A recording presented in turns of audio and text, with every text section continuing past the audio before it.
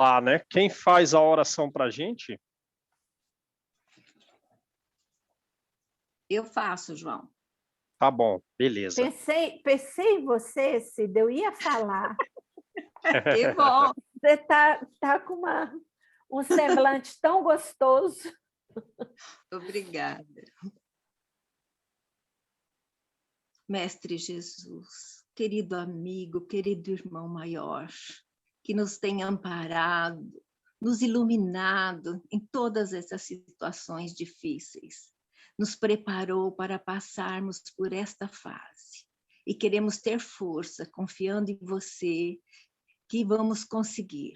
Estamos nos esforçando, estudando, trabalhando bastante, em amor ao nosso próximo, porque estamos pondo em prática o aprender a servir, porque ainda não sabemos amar.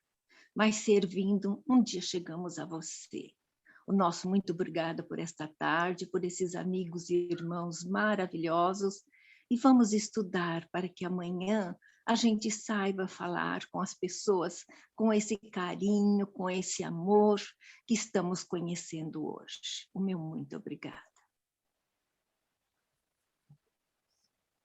Beleza, gente. Então, vamos lá, né? Vamos. Uma revisão rapidinha aí do capítulo 2.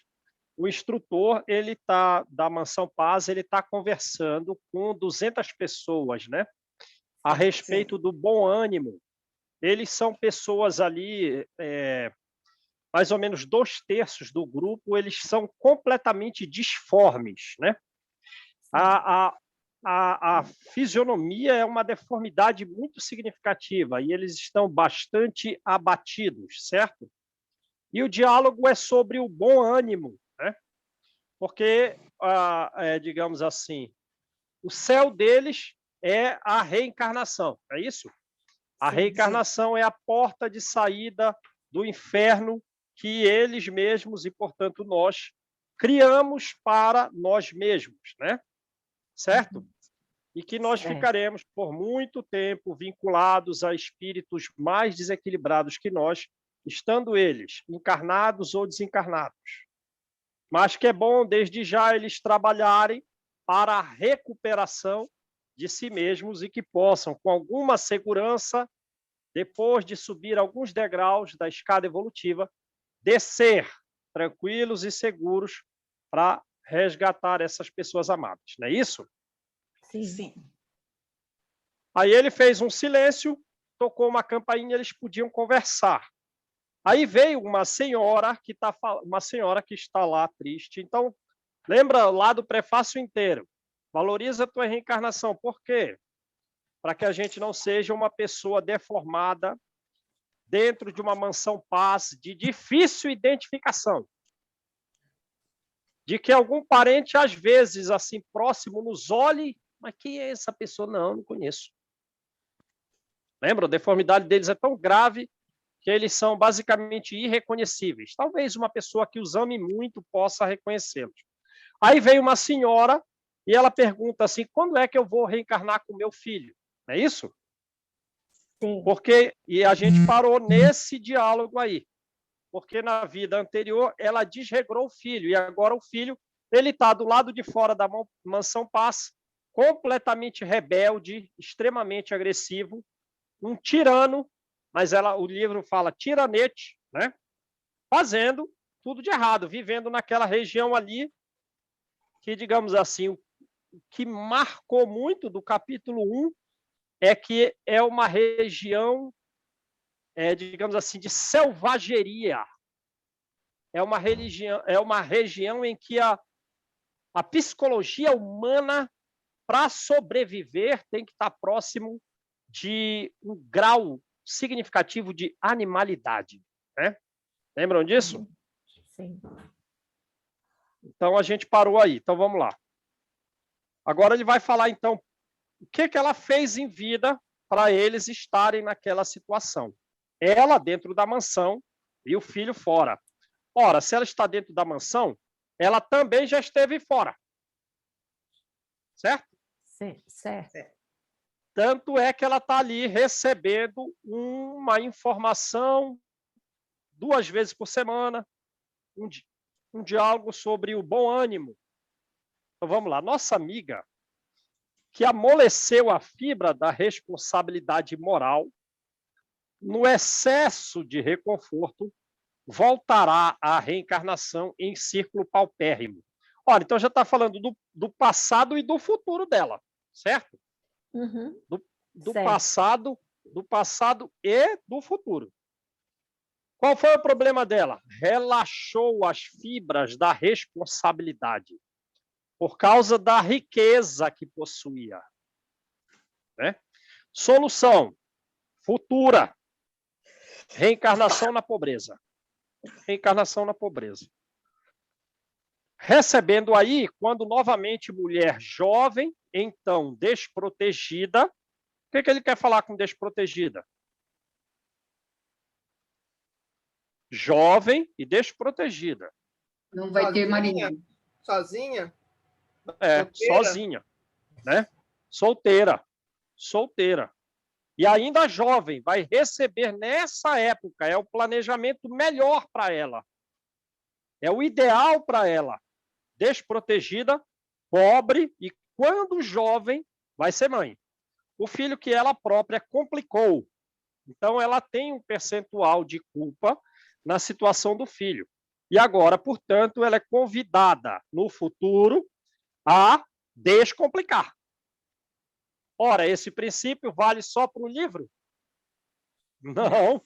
Esse princípio vale hoje em dia para nós, né? E a verdade vale o tempo inteiro. Uhum. Estejamos aqui ou no plano espiritual. Está valendo esse princípio? Tá. E essa pessoa que hoje me causa complicações, é a pessoa que eu tenho que descomplicar.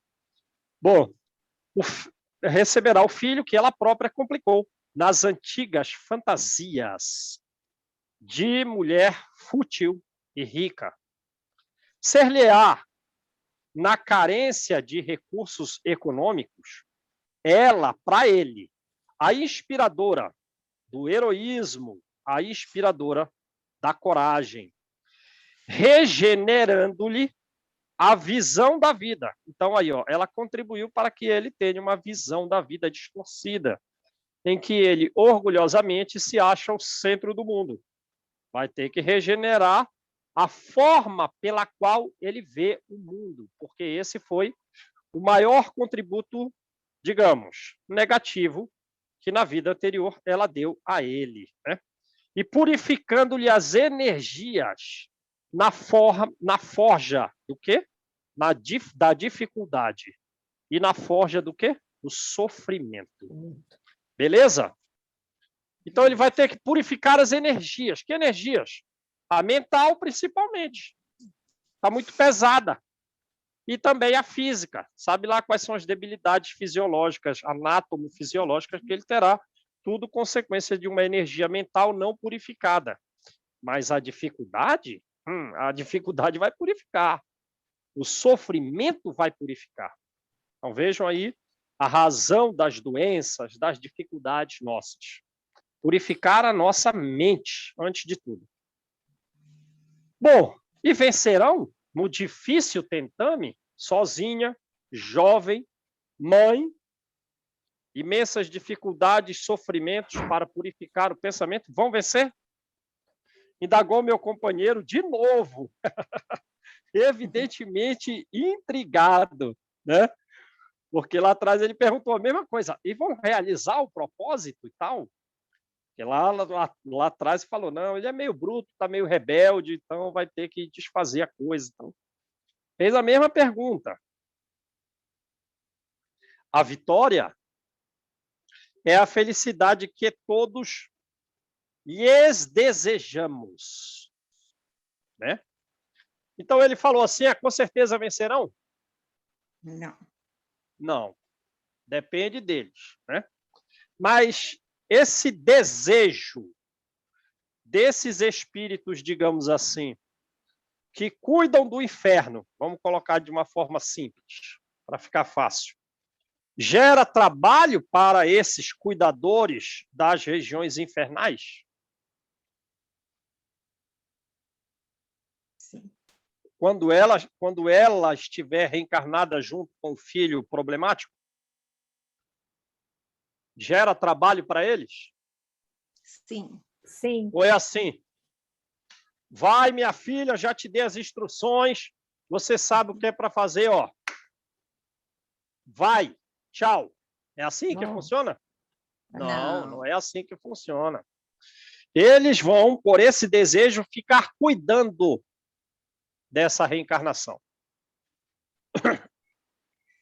Beleza. E se perderem, mas sem tirar a liberdade.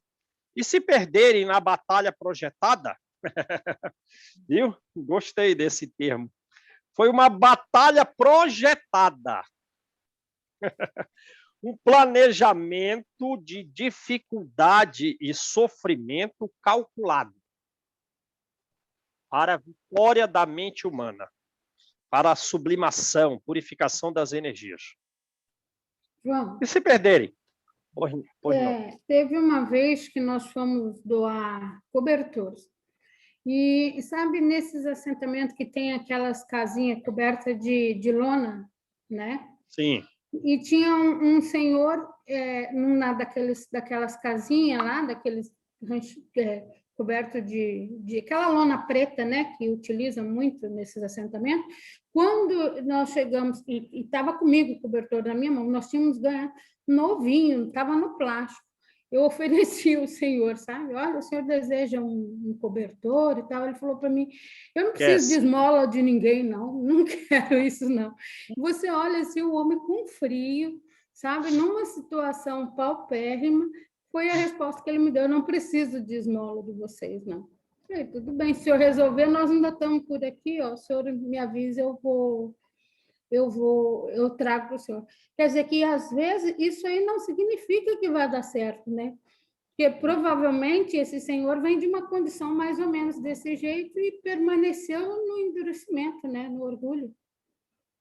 Exatamente. Tem um livro de André Luiz, eu acho que é Evolução em Dois Mundos, que ele diz o seguinte: muitos miseráveis que, pelo animismo de vida anterior, mendigos de rua com uma condição de orgulho muito significativa.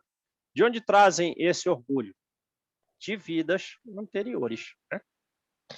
Então, você trouxe um exemplo clássico, aí você conheceu um exemplo clássico citado na obra Evolução em Dois Mundos, né? A gente traz as nossas debilidades de vida anterior, às vezes não vence, estacionado, ou vence pouco. Então, vamos lá. De certo falou o orientador com expressiva inflexão de voz. Regressarão em piores condições ao precipício que nos circundam. Aí, olha só, qual vai ser a solução para a perda nesse plano projetado, nessa batalha projetada? Bom, é oferecer uma condição mais difícil ainda. É oferecer uma condição pior, desde o plano espiritual. Desde o plano espiritual. Olha que coisa. Eu lembro que uma vez o Divaldo estava conversando com o Haroldo. Aí o Divaldo deu um esclarecimento, né, que serviu para todos. Ele falou, não, é como se fosse uma escada sem fundo. Ele estava dando o Divaldo e o Haroldo estavam dando uma entrevista para a Federação Espírita Brasileira. Ele falou, não, essa escada de descida é uma escada sem fundo. Quer dizer, às vezes as condições têm que ser piores ainda para que dali haja uma recuperação. Beleza. Depois de um sorriso triste, Druso ajuntou. Cada um de nós, os espíritos endividados, renascendo na carne, cada um de nós transporta consigo para o ambiente dos homens uma réstia do céu que sonha conquistar, quer dizer, né? Uma esperança, uma réstia de vontade, uma pequenina, vontade de conquista. E um vasto manto do inferno que plasmou para si mesmo. Beleza? Quando não temos força suficiente para seguir ao encontro desse céu sonhado, que nos confere oportunidade de ascensão até ele, não deu certo? Ora, onde a gente vai ficar? Em algum lugar dessa escada aí, que o Divaldo falou. Não conseguimos subir ao encontro do céu sonhado? Não. Houve oportunidade? Houve. Ora, retornamos ao inferno, que nos fascina a retaguarda. Como assim que nos fascina? Que nos fascina. Porque os desejos nossos, às vezes, a gente não consegue conter, né? Não consegue se abster de praticar aquilo que nos fascina. E aí, a consequência é uma situação de maior dificuldade ainda, o retorno ao inferno. Beleza? Vamos lá. Nosso anfitrião ia continuar.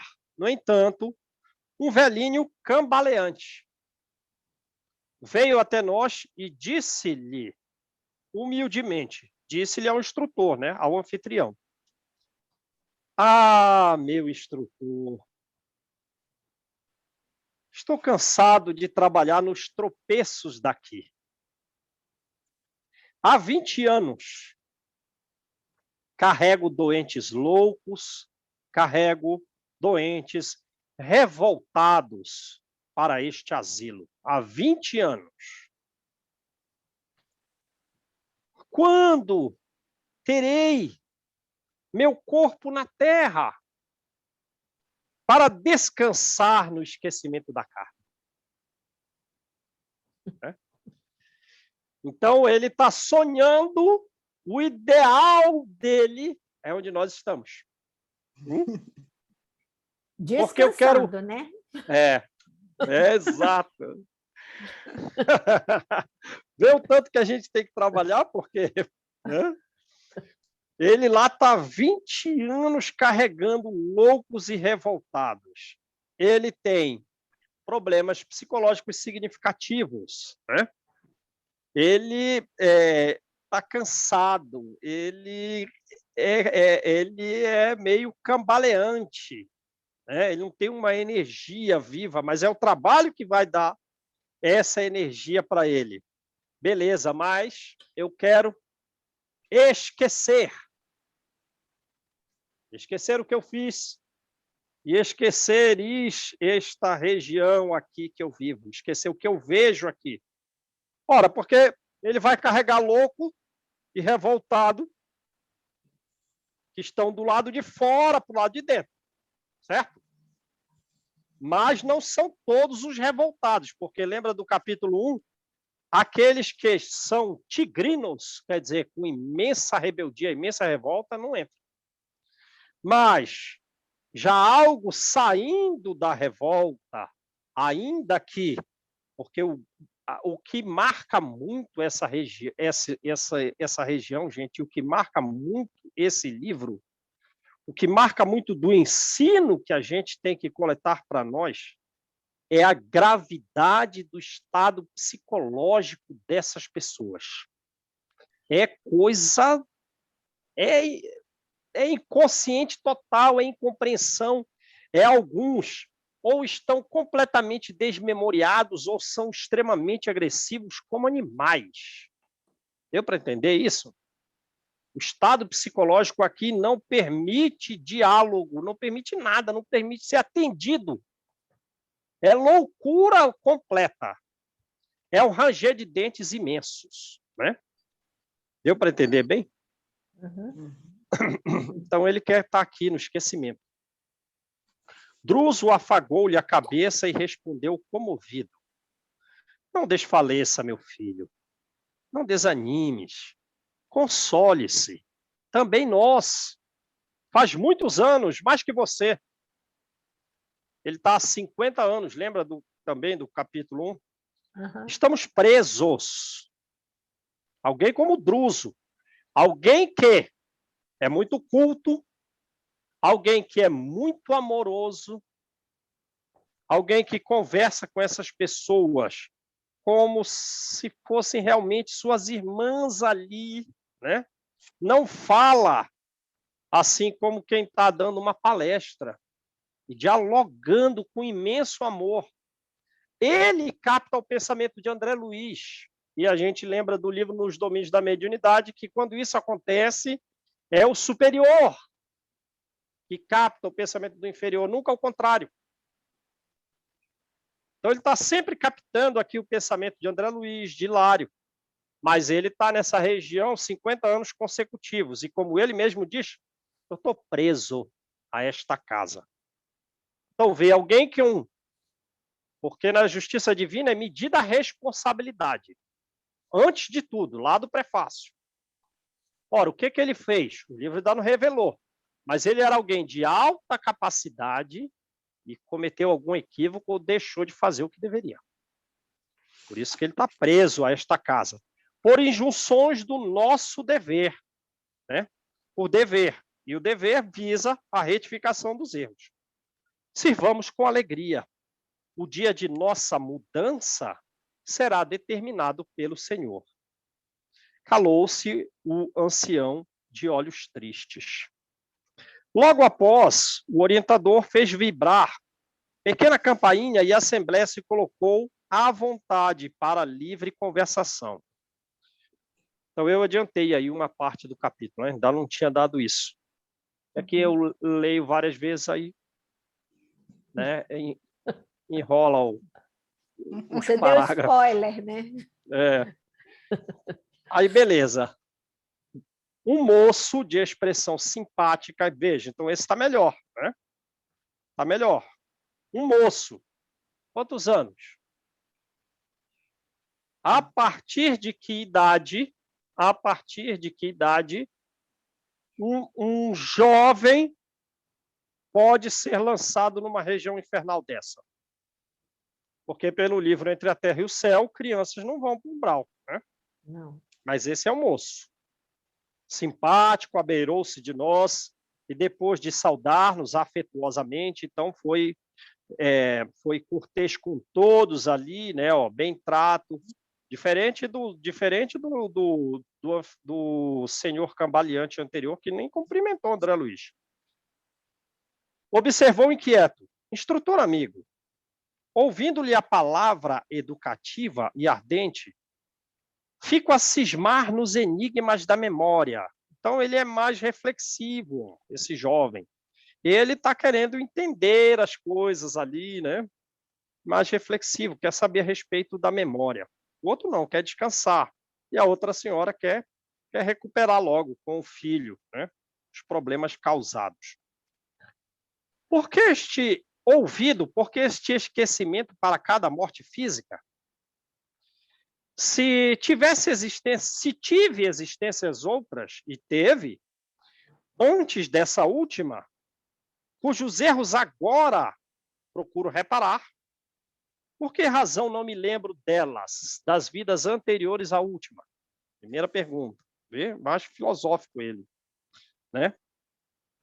Antes de partir para o campo físico, na romagem que me fixou o nome pelo qual hoje respondo, devo ter deixado bons amigos na vida espiritual. Ele raciocina com muita clareza, né? Bota as suas ideias para fora com muita clareza, esse jovem aí, né? Se fosse espírita, ia dizer assim, pera lá, mas lá em Allan Kardec, no capítulo 5 do Evangelho, Esquecimento do Passado, diz que quando a gente retornasse para o plano espiritual, a gente ia lembrar das vidas anteriores. Mas isso não aconteceu comigo. Por quê? Se ele fosse espírita, teria dito isso. Então, vê o quê? Que André Luiz, ele também complementa Allan Kardec. Se muitas vezes ele exemplifica, ele também traz a lição seguinte. Porque Kardec diz, né? Não, quando retornarmos ao plano espiritual, vamos recordar das vidas anteriores. E, além de tudo, essa interrupção é temporária, porque durante o sono a gente pode se lembrar de vida anterior. Beleza. Agora, o André Luiz traz um caráter complementar, que a gente vai ver agora, né? Ora, eu estou aqui e eu não estou lembrando de vida anterior. Por que isso? Se o Kardec disse lá no capítulo 5 que eu lembraria. Assim como alguém que, viajando, é aí que estamos? É, né? Não. Assim como alguém que, Não. viajando da Terra, de um continente para o outro, comumente deixa no cais afeições queridas que não o esquecem. Então, cadê os meus amigos, né? Dos interstícios da vida, dos interstícios de vidas anteriores? Cadê esse pessoal que eu deixei aqui antes de reencarnar?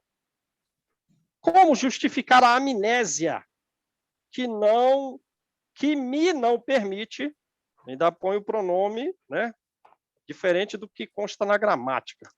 Não é próclise, não é ênclise, não é mesóclise. É antes da próclise. Que me não permite recordar os companheiros que devo possuir à distância. Cadê esse pessoal? Por que eu não lembro deles? Bem, ponderou o interpelado sabiamente. Os espíritos que, na vida física, atendem aos seus deveres com exatidão, retomam pacificamente os domínios da memória. Então tá, olha só. Quer dizer que, se na vida eu atendi aos meus deveres, eu retorno pacífico aos domínios da minha memória. Eu fico senhor das minhas memórias de forma natural. Opa, então já abre dois campos aqui. Primeiro, aqueles que não cumpriram o seu dever na vida física, eles podem não lembrar, ou eles vão lembrar de forma não pacífica. Né? Correto? Então, tem toda essa gama aí. Quando é um caso, quando é o outro? Não sabemos ainda. Então, logo se desenfaixam do corpo denso os que cumpriram seus deveres, reentrando em comunhão com os laços nobres e dignos que os aguardam na vida superior. Então, pronto, aí cumpri os deveres já, encontra aquele pessoal todo e tal. Aê, Vitória, Vitória, vocês conseguiram, João, você conseguiu, e tal. Para quê? Para fazer uma festa e um churrasco? Não. Para a continuidade do serviço de aperfeiçoamento e sublimação que lhes diz respeito. Né? Aí você diz, não, João, nem precisa você pegar a vassoura aí, vamos em frente. Né? Aí, não, eu quero ficar na vassoura. Tá bom, vamos ficar na vassoura. Pode ficar um pouco aí na vassoura. Quantos anos você vai ficar na vassoura? Não, continuidade do serviço para aperfeiçoar e sublimar. Contudo, para nós, consciências intranquilas, a morte no veículo carnal não exprime libertação. Né? Então, pela intranquilidade da mente, não vai lembrar. Né? Perdemos o carro fisiológico, mas prosseguimos atados ao pelourinho, ao tronco invisível de nossas culpas. E a culpa, meu amigo, é sempre uma nesga de sombra eclipsando a visão. E a culpa vai borrar a memória, vai borrar o domínio da memória. Não vai lembrar de nada. Beleza? Nossas faculdades. João, coitado daqueles que acham que morrer vão descansar, né? Já pensou chegar lá e se dar conta de tudo isso aí? É verdade, né? O desconhecimento é um problemaço. Então, vamos lá. Então, a culpa ensombra a cabeça. Nossas faculdades mnemônicas de memória ante as nossas quedas morais, a memória, ante as nossas quedas, assemelham-se, de certo modo, a películas sensíveis do serviço fotográfico que se inutilizam sempre que mantidas em posição imprópria, pela qual se fazem vítimas de lamentáveis perturbações. Então, enfim, manchou o filme. A culpa derramou água no filme da fotografia antiga. E não só o filme fica inutilizado, como associado à inutilização do filme, nós temos perturbações lamentáveis. Beleza? O mentor fez breve pausa em suas considerações e continuou. Aí, João, você falou lá no começo que era o seguinte, que aqueles que não atenderem aos seus deveres de forma pacífica, não vão lembrar, pelo que o instrutor disse aqui, ele se limitou a dizer que não vão lembrar de interstícios de vidas anteriores, nem das próprias vidas anteriores à última, né? E quando é o caso em que haverá uma recordação não pacífica, algo meio assim de vou dar uma forçadinha na sua cabeça, né? A espiritualidade superior, naturalmente. Vamos operar a sua cabeça. Para que você lembre. Vou fazer uma operação magnética na sua cabeça, forçando a coisa para que você lembre. Aí lembra do livro Nosso Lar? A mãe de Lísias? Ela está próximo de reencarnar. Vamos fazer você lembrar de 300 anos. Não é uma lembrança natural.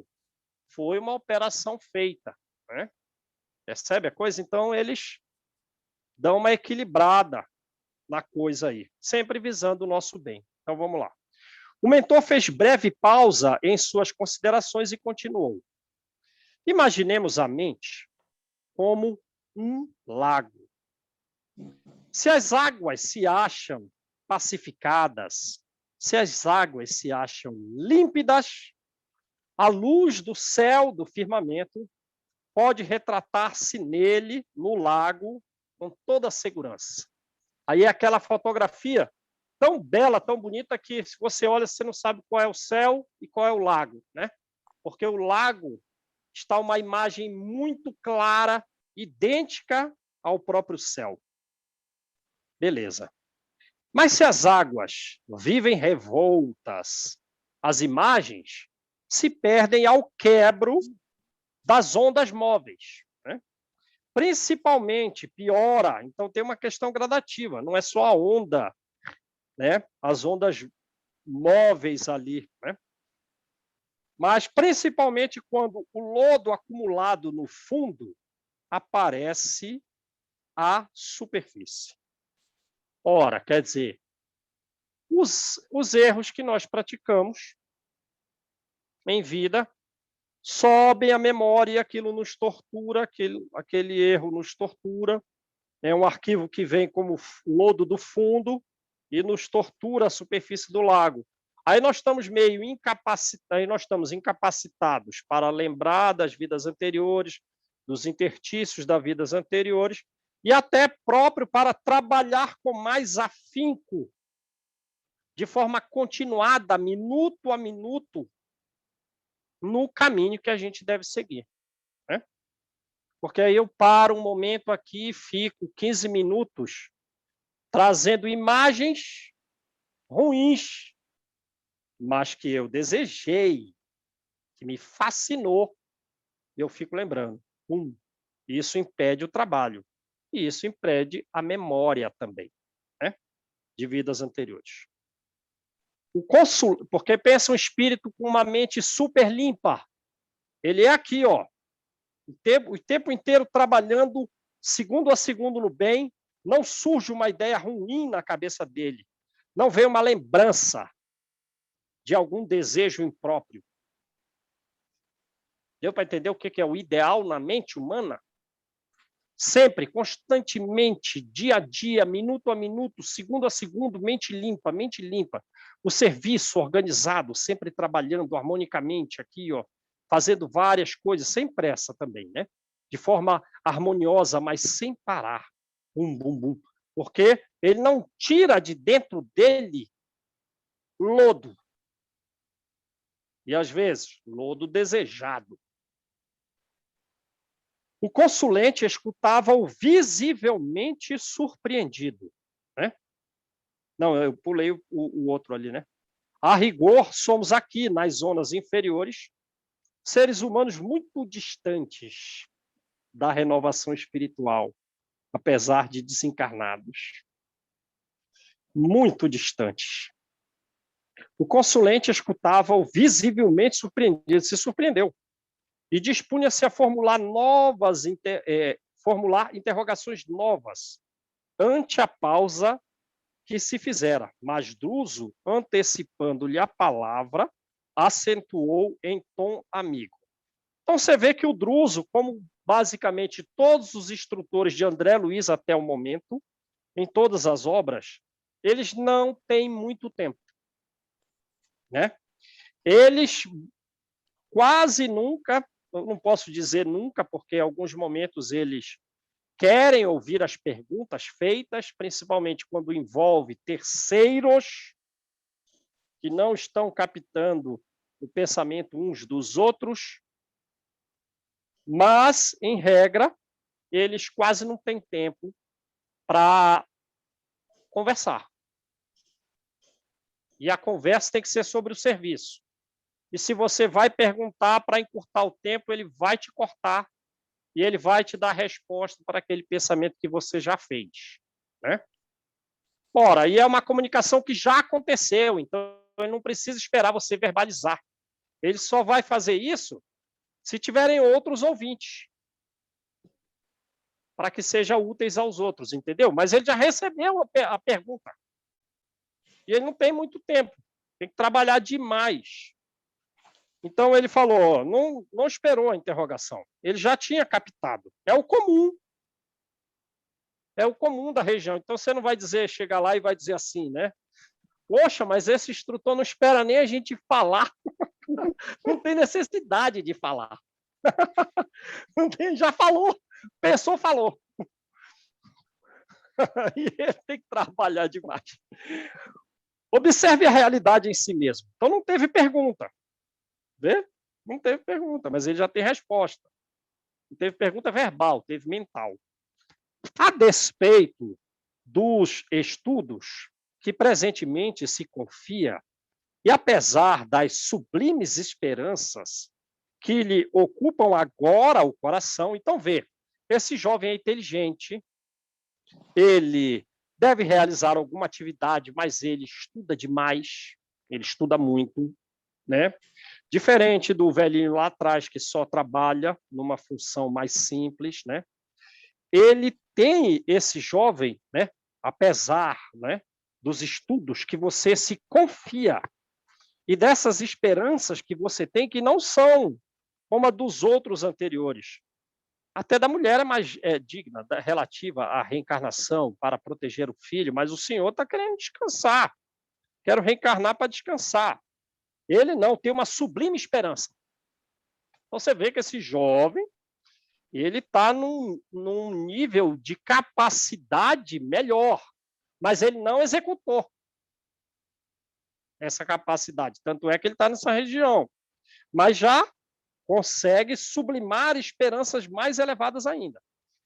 Apesar de você estar estudando, apesar de você ter esta sublime esperança de reencarnar e trabalhar, digamos, numa missão de algum grau mais significativa para um determinado coletivo de seres humanos, apesar disso, e depois você ir para colônias superiores, são as suas esperanças, apesar de tudo isso, seu pensamento vive preso, seu pensamento está mais frequentemente, apesar dos estudos e dessa sublime esperança, o seu pensamento está preso aos sítios e paisagens de que pela morte supostamente se desvencilhou.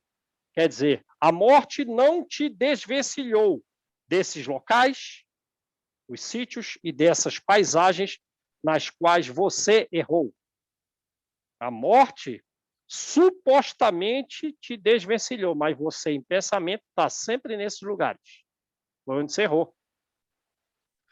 Em pleno caminho para a espiritualidade, né? Em pleno caminho para a espiritualidade, e talvez, então, seja esse jovem, talvez, a gente no livro não está falando, a gente não pode afirmar, mas lá atrás falou que alguns, raros, poderiam não serem dirigidos à reencarnação, mas ir para uma colônia espiritual superior. Talvez será esse jovem um desses casos, não sabemos. Mas ele diz aqui, ó, em pleno caminho da espiritualidade,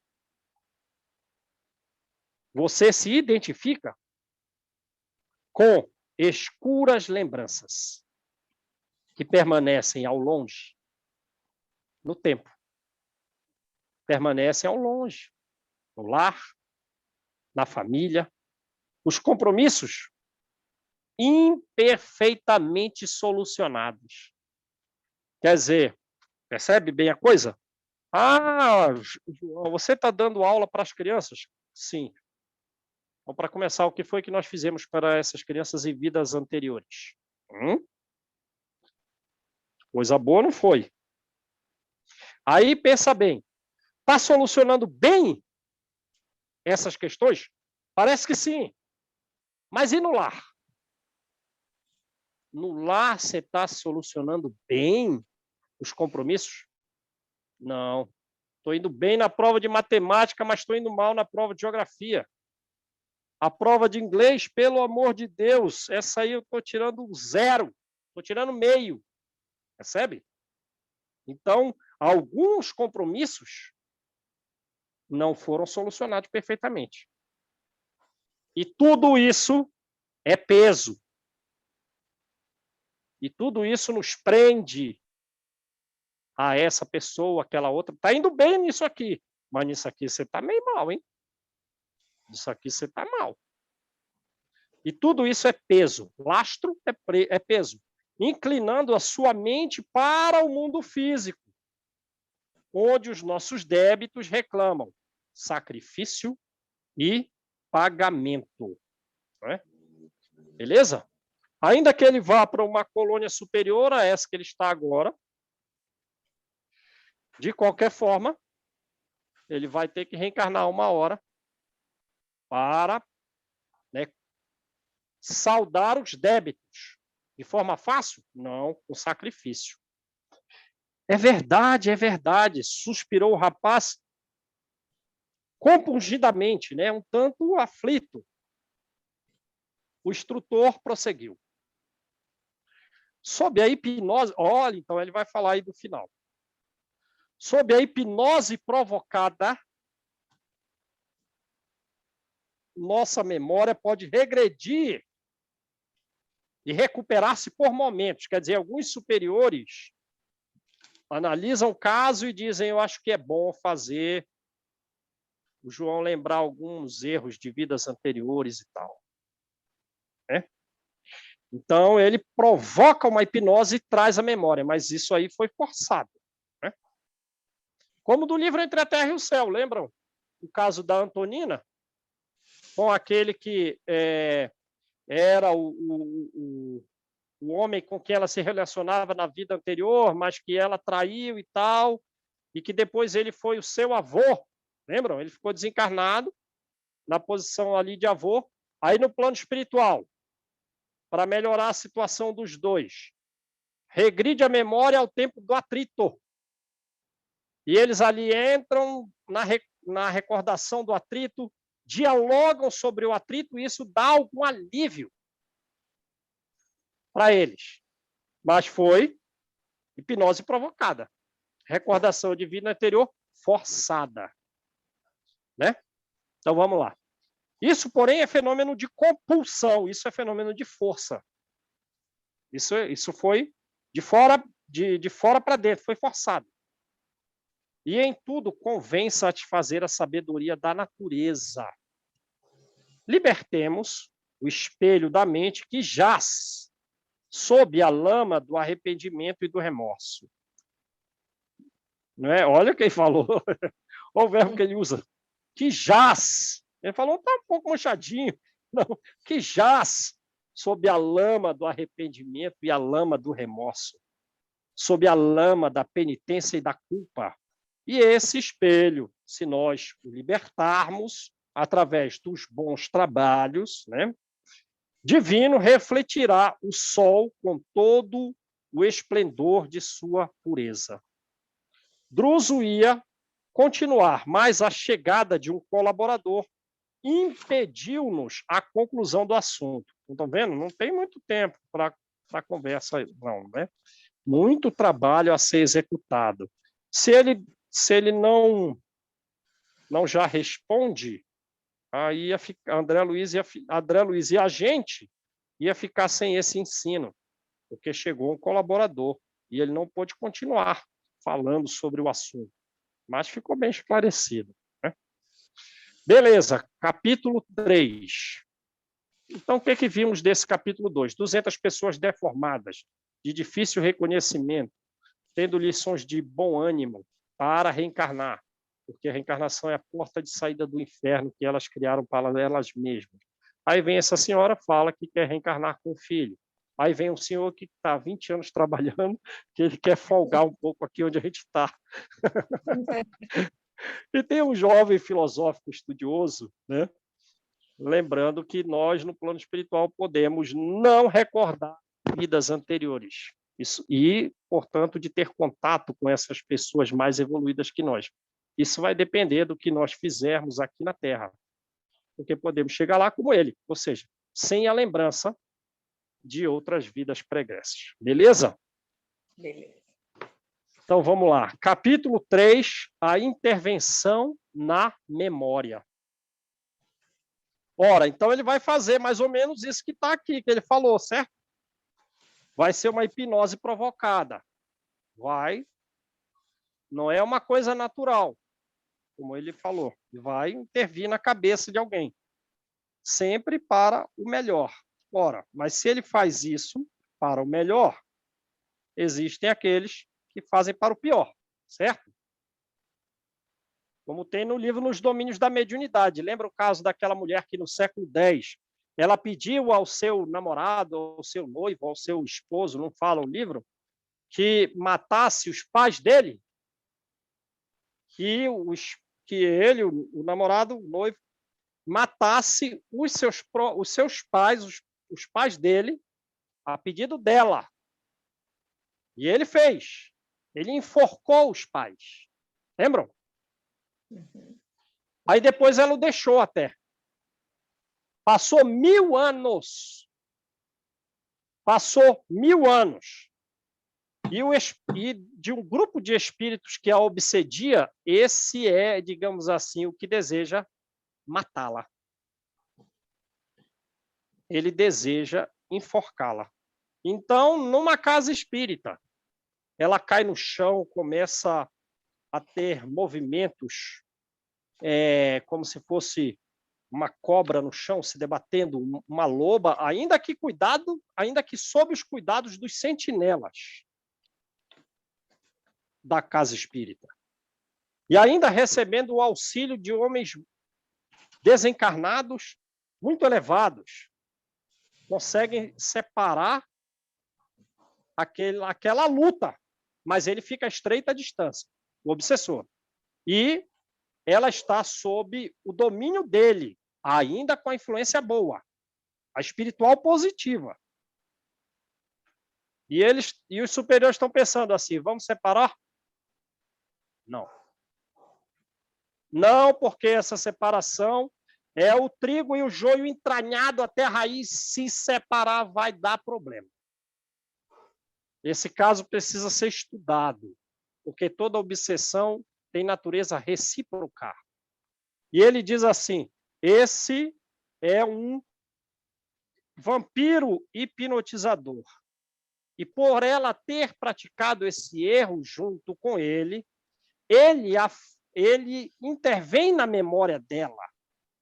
e tira do subconsciente esses arquivos, deixando ela, então, mesmo estando reencarnada 1000 anos depois, algo prejudicada no seu convívio social, algo prejudicada na busca do seu progresso. E que se ela não tivesse na casa espírita, ela seria um caso mais do que clássico de licantropia. Então, intervenção na memória de espíritos inferiores. Mas isso só é possível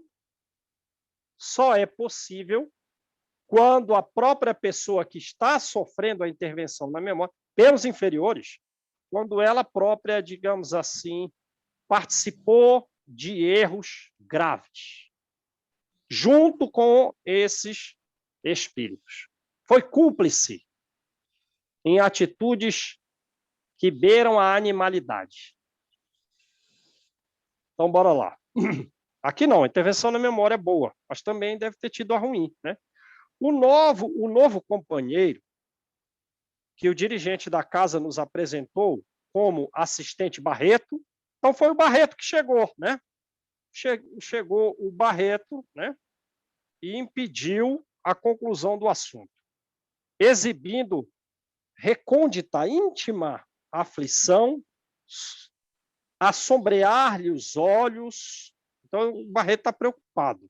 Tirou o brilho do perispírito a preocupação do Barreto. Uma profunda aflição interna, né? Instrutor do uso. Na enfermaria 5, né? Sabe lá quantas enfermarias tem um lugar desse? Quem é da área hospitalar aí? Quantas enfermarias tem aí na Santa Casa? Cabe quantas pessoas lá? Enfim, 5 enfermarias, ou talvez mais. Na enfermaria de número 5, 3 irmãos recém-acolhidos entraram em crise de angústia e rebeldia. Então, primeira coisa, olha a linguagem dele. Olha a linguagem dele. Angústia e rebeldia? Sim, angústia e rebeldia são crises. Então, vamos para a visão mais ampla que a nossa. Quando nós estivermos um tanto angustiados, estou em crise. Eu estou em crise. Não, não quero isso, não quero que estou rebelde. Não, eu estou em crise. É uma crise. É uma crise. Ah, beleza. Já sei, replicou o interpelado. É a loucura por telepatia alucinatória.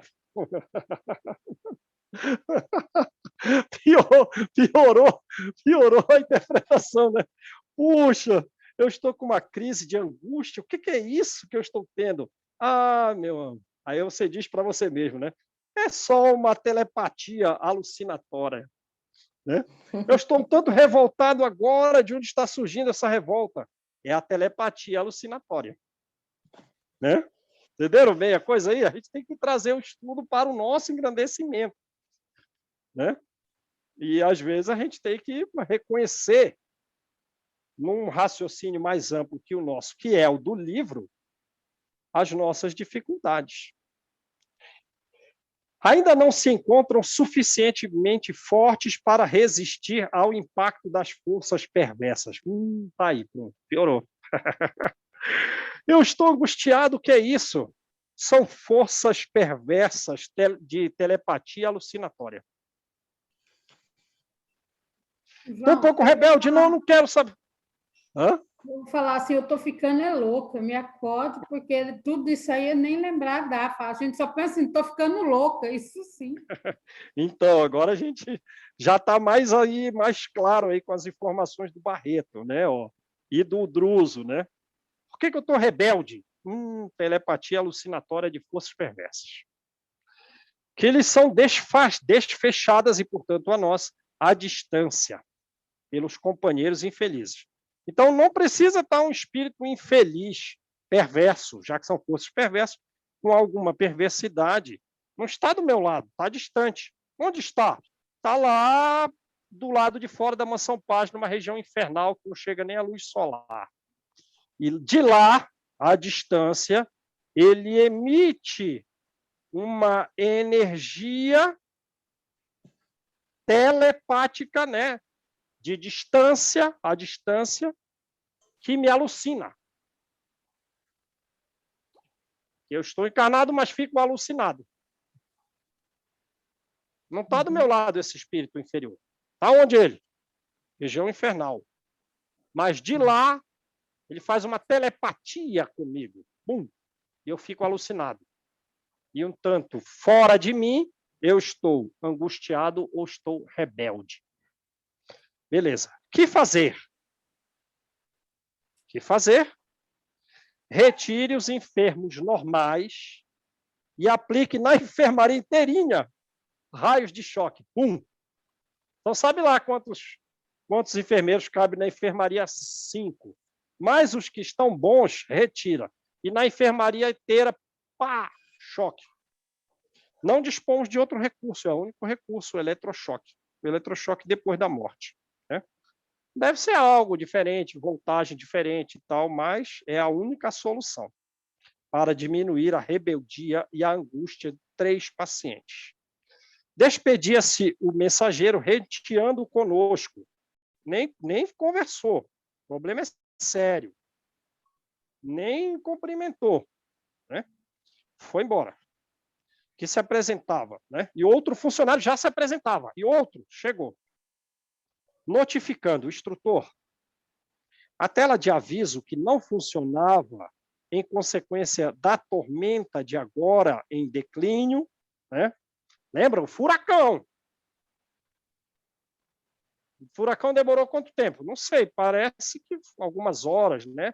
A conversa não era de 2 horas, no capítulo anterior? Demorou algumas horas. A tempestade impediu a tela de aviso. Então, primeira coisa, essa região sofre também com as intempéries. E dificulta a comunicação aqui de celular, né? Cai uma chuva aí perto aí de casa, será que o celular fica ruim? Então, lá a mesma coisa, nessa região, né? Mas a tormenta está diminuindo. Então, a tela voltou. É o que parece que ele vai dizer. Então, a tela de aviso que não funcionava, em consequência da tormenta agora em declínio, acaba de transmitir aflitiva mensagem. E a mensagem que chegou não é boa. Qual é a mensagem? 2 das nossas expedições de pesquisa estão em dificuldade. Aonde? Nos desfiladeiros das grandes trevas. Quer dizer, tem um local ainda pior do que essa região que a gente está aqui. Essa região que a gente está aqui é o abismo. Mas é uma região do inferno. Falada essa palavra diversas vezes aí no livro. Mas tem um lugar pior ainda. Qual? A do desfiladeiro das grandes trevas. Ora, o que eles estão fazendo lá, essas expedições? Pesquisa. Pesquisa de quê? Ora, naturalmente, de almas humanas, né? Está atrás de almas humanas. E a coisa está feia para eles lá no desfiladeiro. E aí, vamos soltar a vassoura e trabalhar na expedição junto do desfiladeiro das grandes trevas? Estão preparados? É isso aí. É isso aí que a gente tem que fazer. Né? Pega aí esse desfiladeiro das grandes trevas e vai em frente. E vai ser fácil? Não. Mensagem aflita. A coisa está difícil. A posição foi precisamente indicada? Sim, a posição foi indicada com precisão. Conduza os textos recebidos à consideração do diretor de operações urgentes.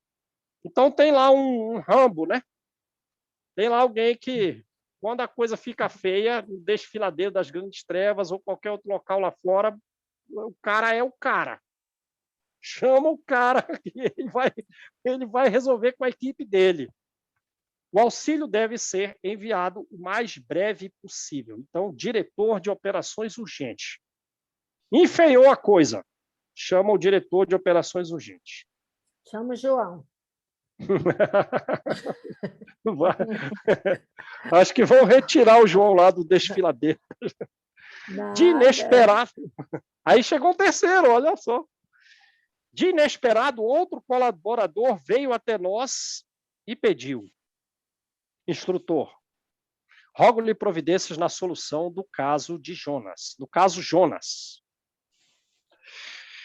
Recolhemos agora um recado de nossos irmãos. Quer dizer, tem uma equipe espiritual em algum outro lugar aí, ó, né? Trabalhando vinculado à mansão para ajudar o Jonas. Cientificando-nos de que a reencarnação dele talvez seja frustrada em definitivo. Pela primeira vez.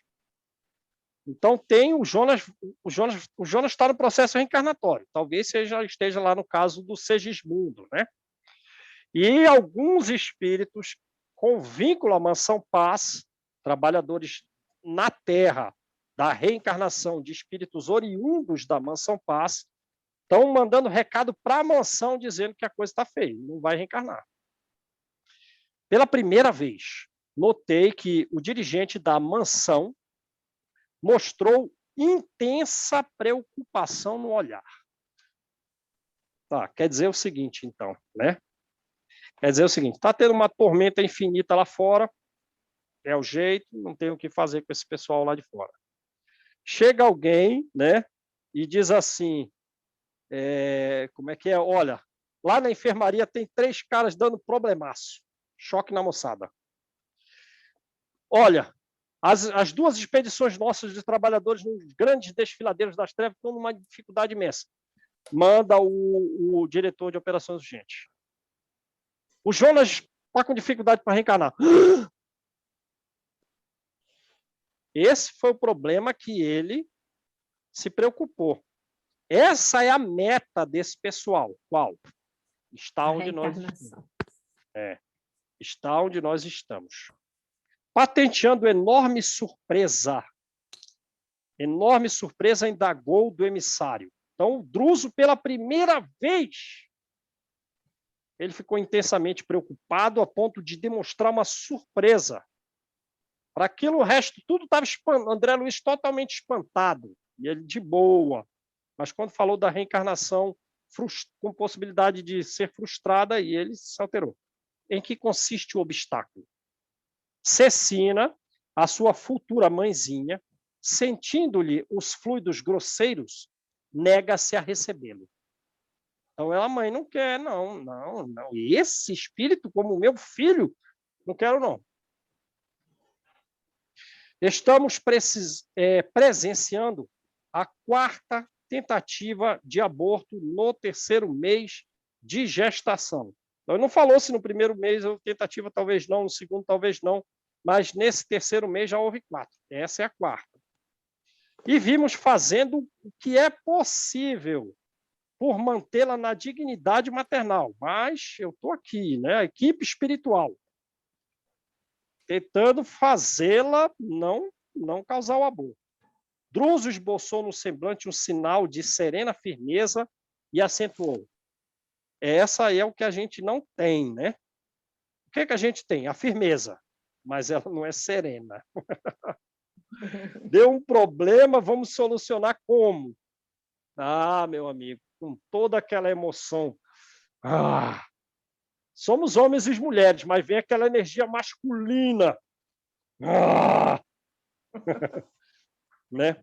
Uma firmeza agressiva, não é uma firmeza serena. E acentuou, é inútil. O que vocês estão fazendo lá para tentar mantê-la na dignidade maternal é inútil. As tentativas de vocês de auxiliar a reencarnação de outros são inúteis. A jovem mãe aceitá-lo-á, segundo os compromissos dela própria. Essa mãe saiu daqui. E antes dela ir, ela disse para nós, e afirmou para si mesma que iria se comprometer no resgate desse espírito que ela lhe fez mal. Sabe lá como. A gente viu o exemplo do capítulo anterior, uma mãe que desregrou o filho. Essa é a mesma coisa? Ou ele foi marido dela? Tem um drama por detrás que não está falado aqui. Além disso, precisamos da internação do Jonas no corpo físico por pelo menos durante 7 anos terrestres. Então, olha aí, ó. Ele se alterou, mostrando um desejo imenso de fazer uma reencarnação vingar por 7 anos. Em frente de muitos outros problemas, esse é o principal. Tragam Cecina até aqui. Ainda hoje, logo se entregue ao sono natural, para que possamos auxiliá-la com a necessária intervenção magnética. Beleza, gente? Então, a reencarnação é a grande meta, né? Ainda que ela seja de curto prazo. Traz ela hoje à noite aqui. Vamos dialogar com ela de novo. Beleza? Vamos parar aí, né, gente?